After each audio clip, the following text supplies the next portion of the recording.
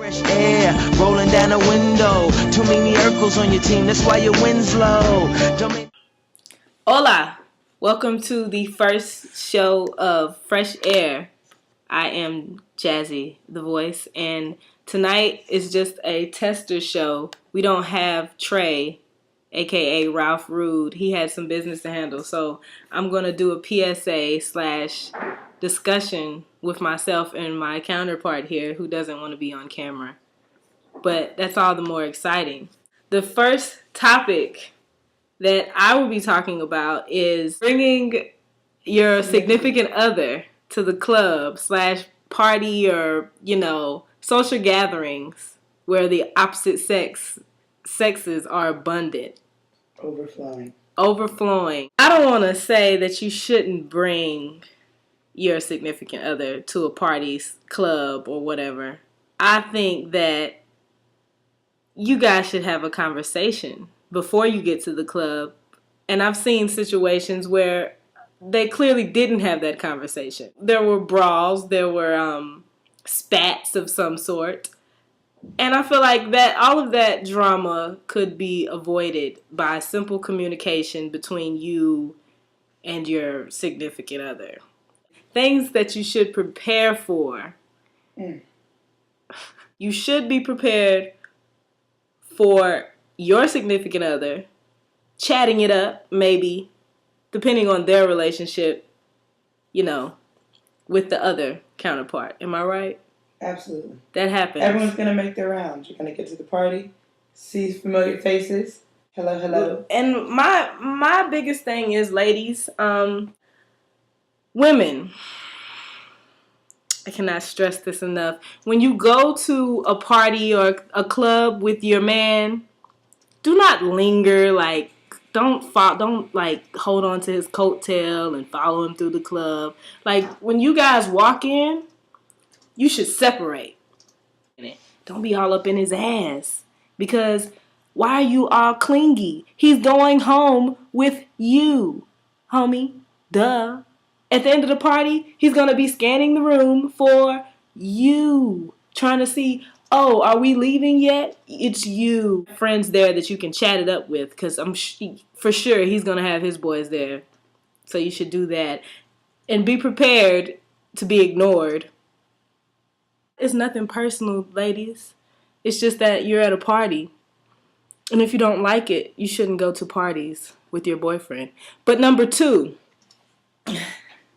dancing. Oh, this is where I see most of the spats, begin. Because everyone likes to get their dance on, freak a little, bump and grind a little. Your man should understand what he can and cannot do, what makes you feel uncomfortable. And you should understand what makes him feel uncomfortable. There are certain songs, in my opinion, that you just don't dance to if you're not single. Do I need to give an example? There's someone who once told me they have a rule for any girlfriend they have, and that's that if your head is below your waist, you're doing it incorrectly. If we're in a relationship and the person that you're dancing with is all the way bent over, grabbing, touching, feeling, you're probably doing it wrong. So I sort of take those into a key.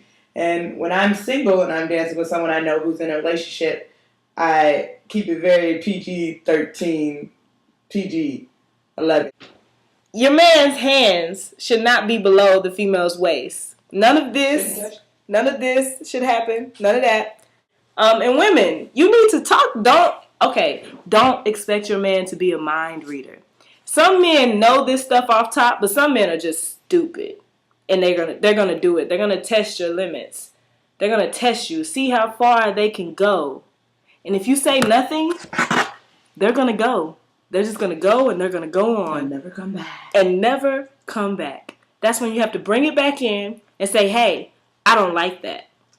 And I'm sure he'll respect that you said something. He's not gonna respect you being quiet about it. And then when it happens, you start screaming and yelling in the club, and then you call the scene. Mm-hmm. And it's just not ladylike. Come on now.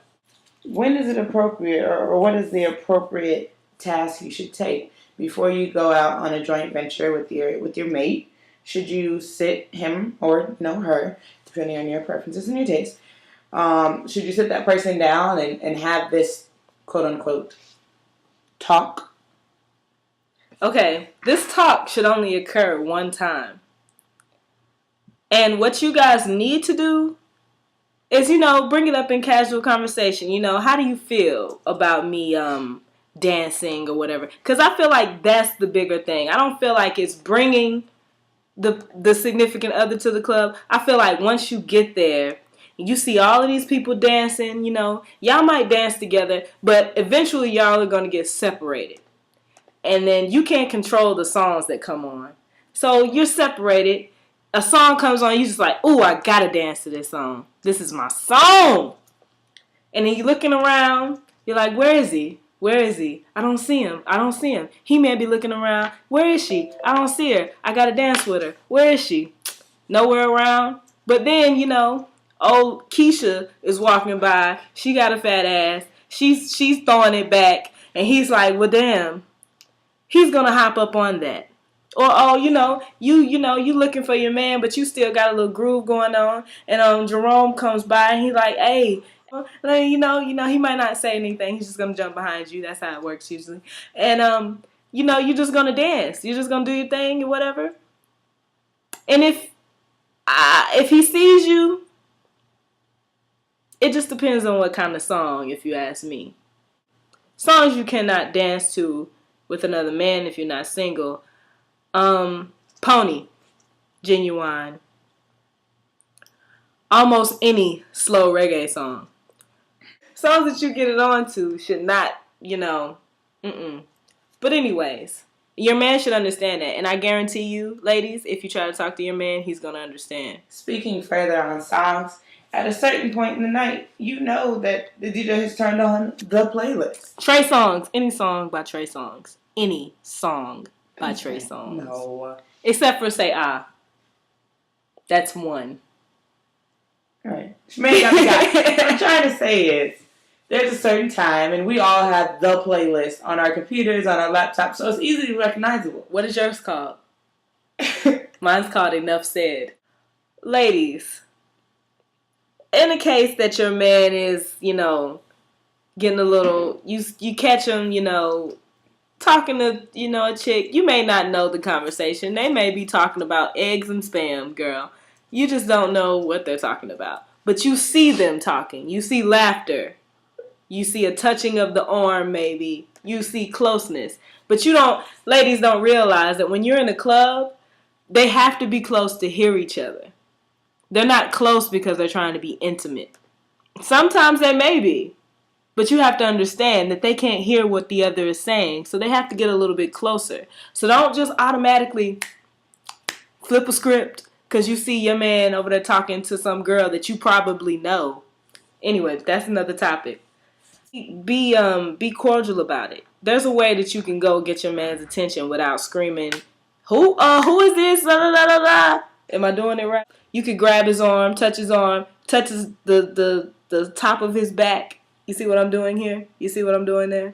Not too forward to get his attention. He'll turn around. He'll focus on you. In the case that he does not focus on you, you have bigger problems. Going to the club does not have to be so hard. I know a lot of guys that don't like to take their women to the club because of situations where women get jealous or they just don't want to be bothered, which, women don't want to be bothered either.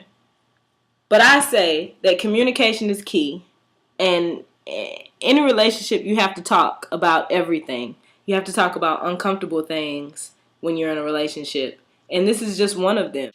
You need to decide whether or not you're secure enough to go to a club, to a party, social gathering with your significant other. I know a lot of men will say they're secure, but a lot of men are lying. We're going to further discuss this because, I need to get a male input. I just want to do a PSA for my women out here. Like, some of y'all are getting real simple. Like, it doesn't have to be that complicated, ladies. Fresh air rolling down the window. Too many Urkels on your team, that's why your wind's low. Don't make